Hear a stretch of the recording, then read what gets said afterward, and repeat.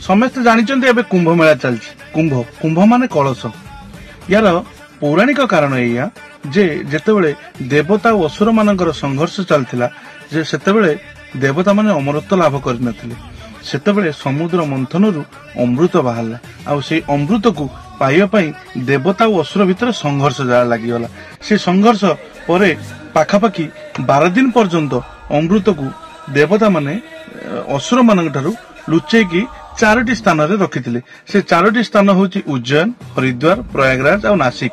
किछि किछि जगह रे कहा जाए जे सेई 4 जगह रे अमृत किछि किछि पड़ीची बोली आ किछि जगह रे कहा जाए जे सेई 12 दिन भितर एई 4टी जगह रे से माने लुचिकी अमृत रखिथिले जहा फल रे वर्तमान आमे ताकू कुंभ मेला बोली पालन करि आछंती एइटा पौराणिक जुगरु ए पर्यंत कंटिन्यू चलीची पाखापाखी 6 वर्ष रे थरे अर्ध कुंभ 12 वर्ष रे थरे पूर्ण कुंभ आउ 144 वर्ष रे थरे महाकुंभ आसे आउ सेई महाकुंभ रे बहुत जगह बहुत लोक से जगह ठूल हुंती आउ गंगा स्नान करती।